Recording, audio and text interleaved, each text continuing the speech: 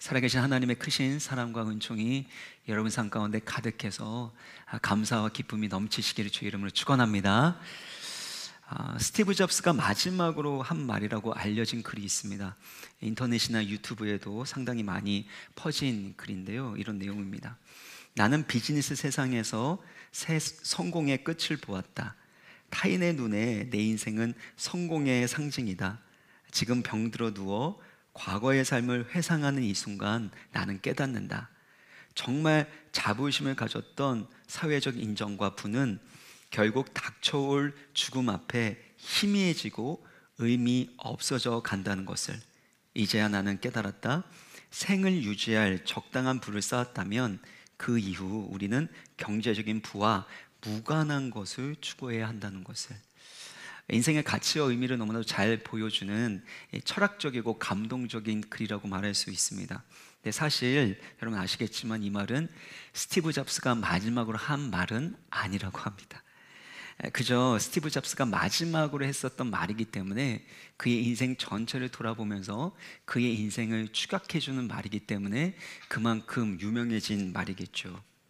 이처럼 누군가 마지막말을 했다라는 것은 그만큼 무게와 힘이 실리는 그런 말이라고 할 수 있고, 또 인생 전체를 압축한 말이라고 할 수 있는 것입니다.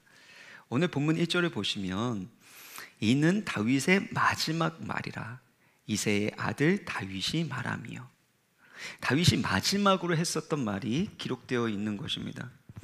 그리고 자기 자신에 대해서 뭐라고 소개하냐면 이새의 아들이다 라고 소개하고 있습니다.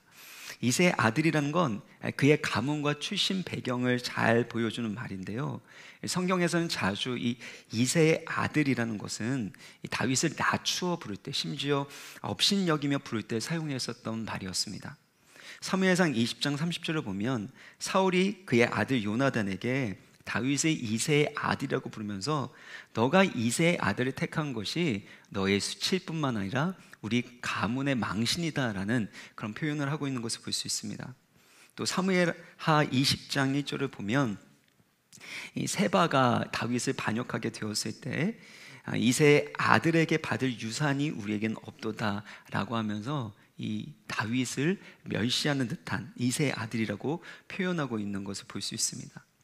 이처럼 이새의 아들이라는 것은 평범한 가문 출신으로 비천하고 자격 없는 자임을 보여주는 표현이라고 말할 수 있는 것입니다.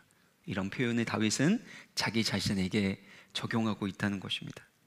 생각해 보세요. 다윗이 마지막으로 하는 말 가운데 자기 자신을 소개한다면 나는 이스라엘 통일시대의 왕으로서 골리앗을 쓰러뜨린 용사 중의 용사입니다 라고 사실 소개해도 시원찮은 거 아닙니까? 세상의 왕들은 자신의 업적을 드러내고 자신의 영광을 자랑하는 데 익숙하고 그것을 원합니다. 이집트의 람세스 2세는 나는 신들의 아들이며 내 힘은 태양보다 강하다, 내 이름은 영원히 남을 것이다 라고 했습니다.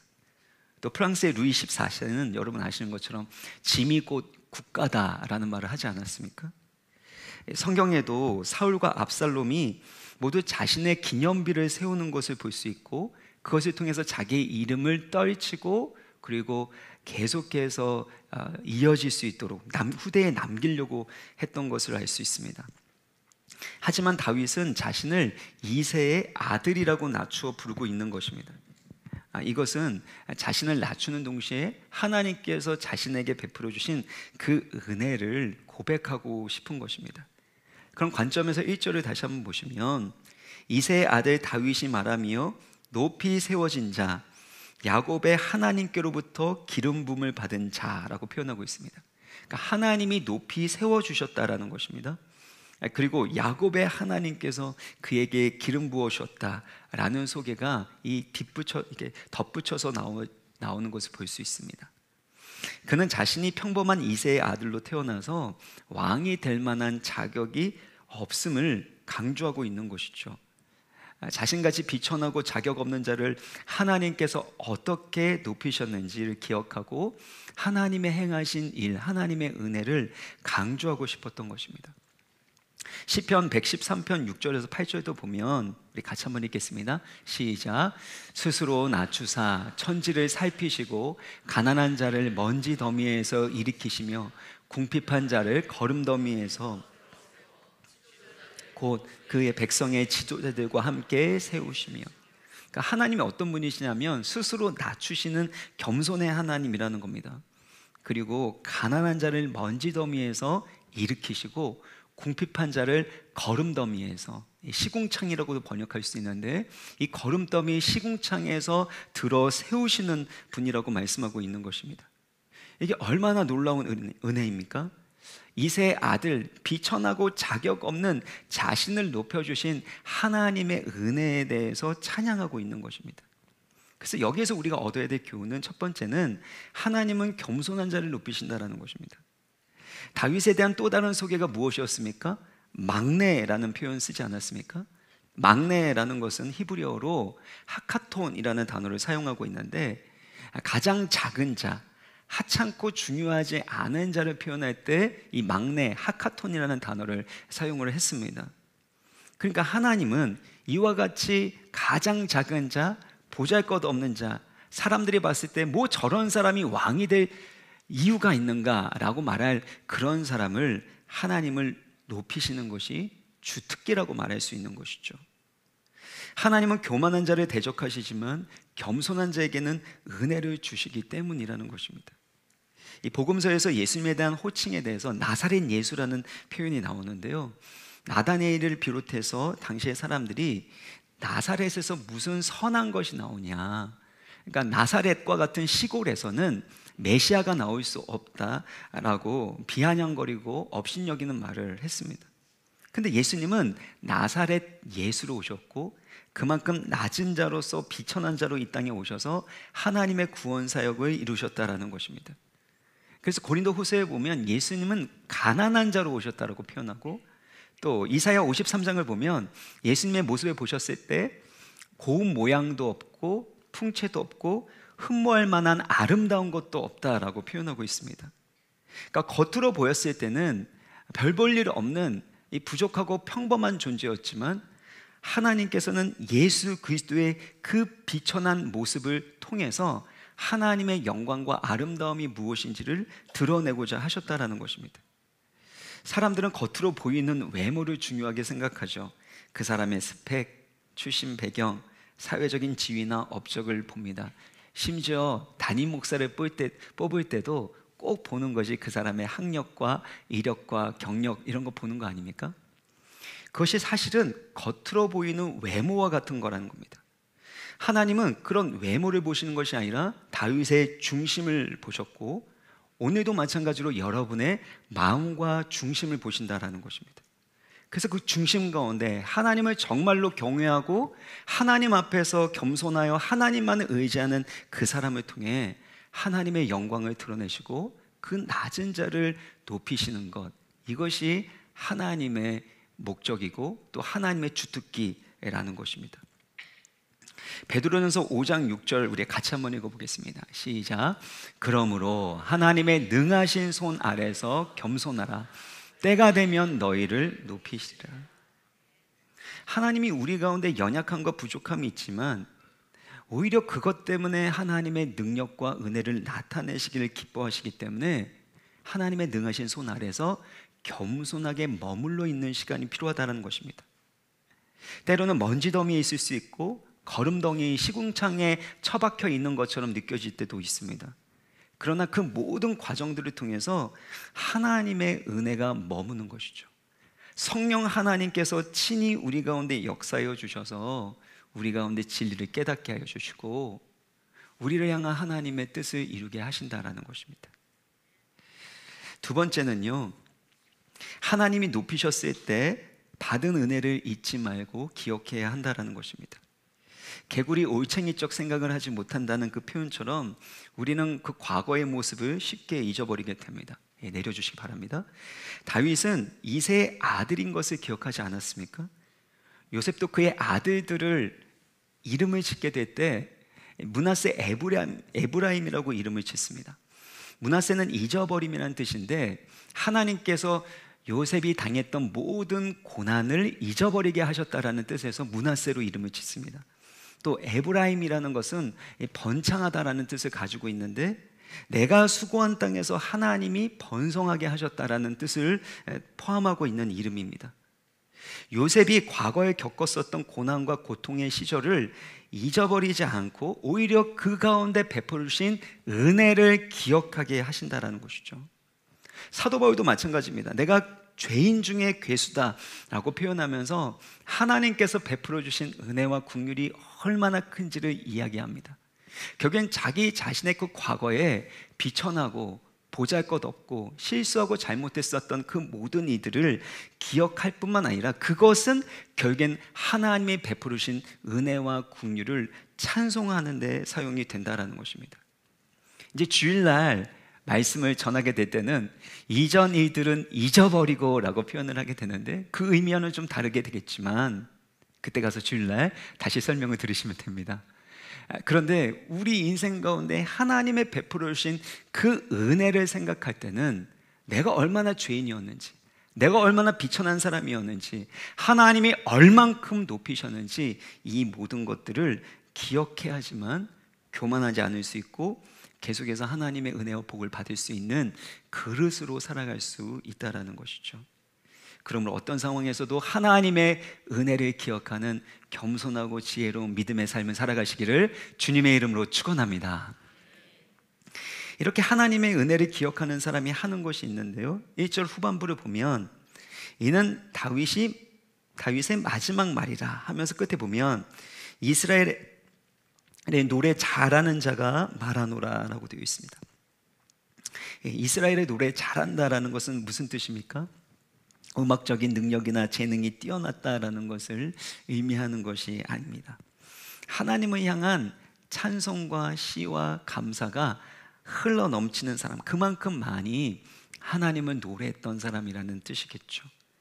평생에 하나님을 향한 감사와 찬송이 풍부했다는 건 그만큼 다윗이 누리고 깨달은 은혜가 많다라는 것을 의미합니다.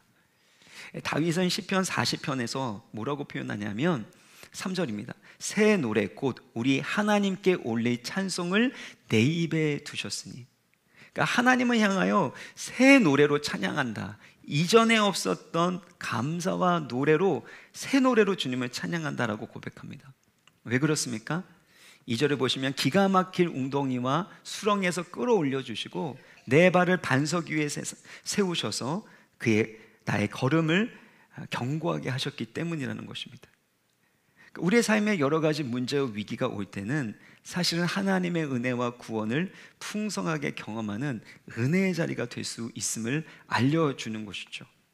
그래서 내 가운데 왜 이런 기가 막힐 웅덩이가 있고, 왜 내 가운데 이렇게 억울하고 원통한 일들이 일어날까, 왜 내가 이렇게 비참한 상황 가운데 있어야 될까라는 생각이 들 때마다 하나님이 우리 가운데 더 큰 은혜를 주신다는 것이죠. 그리고 우리로 하여금 이전에 없었던 노래, 새 노래로 하나님을 찬송하게 하는 것, 이것이 우리의 삶의 목적이라는 것입니다. 내 백성은 내가 지었나니 나의 찬송을 부르게 하려 함이라 말씀하셨습니다.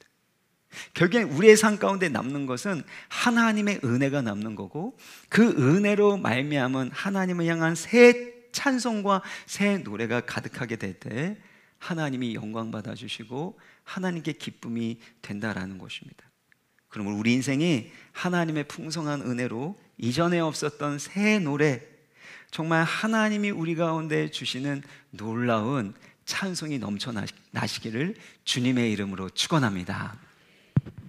그렇다면 다윗이 무엇을 말했는지를 좀 살펴보는 것이 필요한데요, 마지막 말로서 2절 3절을 좀 같이 읽겠습니다. 시작. 여호와의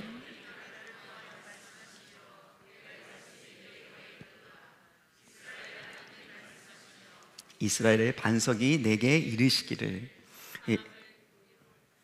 네, 여기 보면 여호와의 영 성령께서 다윗을 통해 말씀하셨다라고 하는데, 이 말씀이라는 단어가 이 본문 2절 3절에 보면 3번이나 나오는 것을 볼 수 있습니다. 그리고 내게 이르시기를, 이것도 말씀하신 거니까 총 4번이나 하나님의 말씀이 반복되어 있습니다. 다윗이 마지막으로 했었던 말이 결국엔 하나님의 말씀을 증거하는 것이었음을 강조하고 있는 것이죠. 성령에 감동되어서 하나님의 말씀을 증거하고 나타내는 삶을 다윗이 살았다라는 것입니다. 다윗이 마지막 말을 이렇게 했을 뿐만 아니라 다윗의 시편과 찬양을 보면 이 토라와 율법의 말씀으로 가득 차 있는 것을 볼 수가 있습니다. 사무엘하 22장 이 본문 읽어보면 하나님의 이 강림, 임재에 대해서 찬송하고 있는데, 이거는 하나님께서 시내산의 영광으로 머물게 됐었던 그 장면을 기반으로 해서 시편을 노래하고 있는 것이죠. 또한 그가 하고 있는 찬양들을 잘 보면 전부 다 이 율법, 모세 오경, 이 토라라고도 말하는데 그 토라에 깊이 있게 뿌리 내린 그런 찬양인 것을 볼 수가 있습니다. 시편 119편 97절을 보면 내가 주의 법을 어찌 그리 사랑하는지요, 내가 그것을 종일 작은 소리로 읊조리나이다. 이와 같이 다윗은 성령에 감동되어서 하나님의 말씀을 사랑할 뿐만 아니라 그 말씀을 증거하는 사람이었음을 우리는 알 수 있는 것이죠. 이것을 우리에게 적용한다면 성령 충만하다는 것은 하나님의 말씀이 우리 가운데 풍성하게 거하여 있다, 머물러 있다라는 것과 다름이 없다는 것입니다. 성령과 말씀은 분리되지 않습니다. 함께 가는 것입니다. 성령, 이 영이라는 것을 히브리어로는 루아흐라고 말하는데 숨결, 생기 이런 뜻을 가지고 있습니다. 그러니까 사람이 말할 때 제가 말을 하지 않습니까? 그런데 여기 보이지는 않지만 이 숨결이 나가는 겁니다. 마찬가지로 하나님이 말씀하실 때는 숨결, 생기, 성령이 함께 일하시는 것이고, 성령이 일하시면 반드시 말씀과 함께 일한다라는 것이죠. 그래서 디모데후서 3장 16절을 보면 모든 성경은 하나님의 감동으로 된 것으로 이렇게 되어 있을 때, 이 하나님의 감동이라는 것이 헬라어로는 테오 푸뉴마토스라는 단어인데 하나님의 숨이 불어넣어진, 하나님의 숨결이 불어넣어진 이라는 뜻입니다.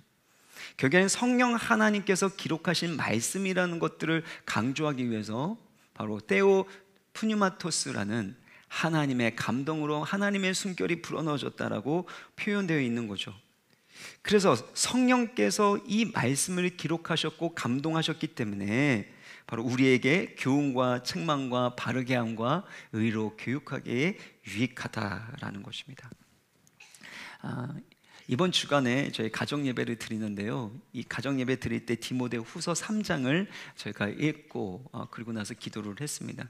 근데 디모데후서 3장의 앞부분을 보면 1절이 어떻게 시작이 되냐면요, 말세에 고통하는 때가 이르러 사람들이 자기를 사랑하며 돈을 사랑하며 자랑하며 교만하여 비방하며 라고 되어 있습니다.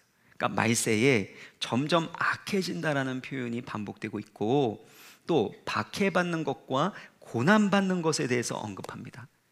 디모데후서 3장 12절 13절을 보면 무릇 그리스도 예수 안에서 경건하게 살고자 하는 자는 박해를 받으리라. 그리고 13절 보면 악한 사람들과 속이는 자들은 더욱 악하여져서 속이기도 하고 속기도 하나니. 이것이 말세의 모습이라는 거예요. 오늘날 우리의 모습과 너무나도 똑같지 않습니까? 그런데 그때 하시는 말씀이 뭐냐면 이 악한 세대 가운데서 서로 속이기도 하고 속기도 하는 이 상황 가운데서 너는 배우고 확신한 일에 거하라 라고 말씀하시면서 성경에 대해서 말씀하시는 거예요. 그러니까 우리 시대와 같이 악하고 또 기독교가 박해받고 고난 가운데 있을 그때에 서로를 속이기도 하고 속기도 하는 그런 상황 가운데서 모든 성경은 하나님의 감동으로 된 것이다. 그러니 성경으로 돌아가라, 성경을 붙들어라. 이것이 살 길이다라는 말씀인 거죠.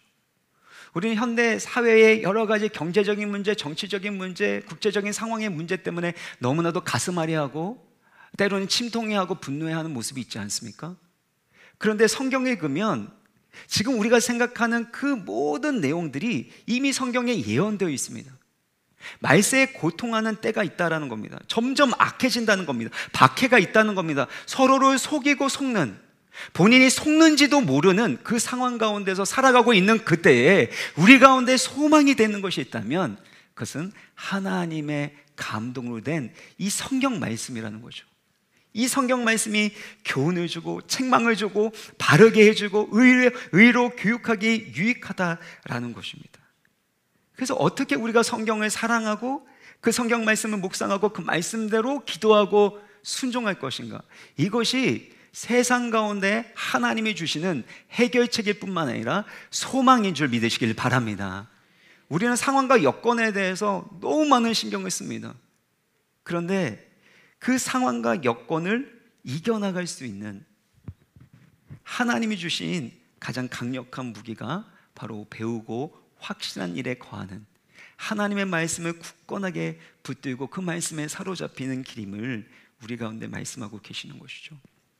그런 측면에서 디모데후서 3장 15절에서 17절 우리 같이 읽겠습니다. 시작. 또 어려서 성경을 알았나니 성경은 능히 너로 하여금 그리스도 예수 안에 있는 믿음으로 말미암아 구원에 이르는 지혜가 있게 하느니라. 여기서 멈추고요. 성경은 그리스도 예수 안에 있는 믿음으로 말미암아 구원에 이르는 지혜를 주신다라는 것이죠. 또한 16절 17절 같이 읽겠습니다. 시작. 모든 성경은 하나님의 감동으로 된 것으로 교훈과 책망과 바르게 함과 의로 교육하기에 유익하니 이는 하나님의 사람으로 온전하게 하며 모든 선한 일을 행할 능력을 갖추게 하려 함이라. 그러니까 성경은 교훈과 책망과 바르게 함과 의로 교육하기에 유익하다. 그래서 어떻게 됩니까? 하나님의 사람으로 온전케 하고 모든 선한 일을 행할 능력을 갖추게 만드는 것이 바로 이 성경 말씀이라는 것입니다. 그래서 우리가 세상 가운데서 선포할 수 있는 것, 그리고 세상 가운데 교회가 희망이다라고 말할 수 있는 것은 하나님이 우리 가운데 성경을 주셨고 이 성경의 말씀으로 우리를 온전케 하시고 그 선을 행할 능력을 주시기 때문이라는 것입니다. 이것은 단순하게 성경적인 정보와 지식을 말하는 것이 아닙니다. 다윗처럼 성령으로 감동된 말씀, 성령님께서 기록하여 주신 그 말씀을 우리로 하여금 깨닫게 하시고 그 말씀대로 살아가게 만드시는 하나님을 아는 지식을 말하는 것이죠. 하나님과의 친밀한 사귐 가운데 하나님을 경험하면서 얻게 되는 이 지식, 이 성경 지식을 말하고 있는 것입니다. 그래서 감리교회 창시자 존 웨슬리는 이렇게 말하면서 기도했습니다. 어떤 대가를 치르더라도 나에게 하나님의 책을 주십시오. 나를 책 한 권의 사람이 되게 하여 주옵소서. 존 웨슬리는 책 한 권의 사람, 성경의 사람이 되기를 간절히 기도했다라는 것입니다. 우리도 많은 책을 읽고 또 많은 지식을 얻는 것이 필요하지만 무엇보다도 하나님의 말씀을 깊이 있게 사랑하고 묵상하고 그 말씀에 사로잡혀서 살아가는 것보다 더 중요한 것이 없다라는 것입니다. 존 웨슬리만이 아니라 바로 우리 모두가 바로 책 한 권의 사람, 성경의 사람이 되시기를 주의 이름으로 축원합니다. 그래서 우리 교회에서, 우리 가정에서 힘써야 될 것이 있다면 하나님 말씀을 읽고 묵상하고 배우는 것입니다. 그래서 제자 훈련도 하는 것이고 행복 아카데미도 하고 어와나도 이제 해야 되는 것이고 또 계속해서 아버지 어머니 학교나 그 밖에 많은 우리가 프로그램을 하게 되는 이유도 있다면 그것은 성경을 사랑하고 성경으로 무장되고 성경의 말씀을 통해서 우리가 온전한 사람으로 빚어지고 선을 행할 능력을 얻어야 하기 때문이라는 것입니다. 그리고 나서 3절 4절은요 제가 넘어가면 좋겠는데 그래도 간단하게 설명을 해야 되니까 다윗이 이와 같이 하나님 말씀을 전하게 되는데 이 예언의 말씀은 다윗의 후손들을 향한 이제 왕이 될 자기의 후손들을 향하여 주는 하나님의 말씀입니다. 그러나 궁극적으로 이 메시아 예수 그리스도를 예언하는 말씀입니다. 그래서 쉽게 이 부분 뒷부분을 번역하면은요 다시 한번 보여주시면 그는 구름 없는 아침에 돋는 해의 아침빛 같고 비 내린 후에 땅에 우물 돋게 하고 새풀이 나게 하는 햇빛과 같다라고 표현하고 있습니다. 이게 번역이 결국에는 새풀 같다라고 표현된 것 같이 보이지만 원래는 이 원문에는요 모두 다 아침빛 그리고 새풀이 나게 만드는 빛을 강조하고 있는 것이죠. 세상의 빛과 생명이 되시는 예수 그리스도를 표현하는, 예언하는 말씀으로 이해하시면 되겠습니다. 그리고 이제 마지막 주제로 넘어가게 되는데, 그게 바로 하나님의 언약입니다. 5절의 말씀 우리 같이 읽겠습니다. 시작. 내 집이 하나님 앞에 이같지 아니하냐. 하나님이 나와 더불어 영원한 언약을 세우사 만사에 구비하고 견고하게 하셨으니 나의 모든 구원과 나의 모든 소원을 어찌 이루지 아니하시랴. 다윗이 하나님과 맺은 언약이 영원한 언약이라고 표현하고 있는 것입니다. 그리고 만사에 구비하고 견고하게 하셨으니, 이것을 새 번역으로 말하면 모든 일에 아쉬움 없이 잘 갖추어 주시고 견고하게 하셨다라는 뜻입니다. 다윗의 인생 가운데 얼마나 많은 위기가 있었습니까? 그런데 하나님이 맺으신 그 언약 때문에 하나님이 그를 긍휼히 여기시고 용서하시고, 그를 징계하실 때 참 많은 고통스러운 이들이 있었지만 결국엔 그를 구원해 주시는 것을 볼 수 있습니다.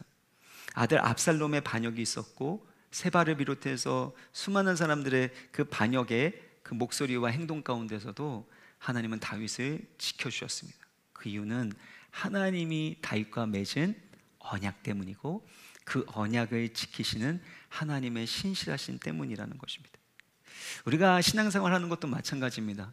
하나님이 우리 가운데 맺으신 이 구원의 언약, 새 언약을 붙들고 살아가는 것이죠.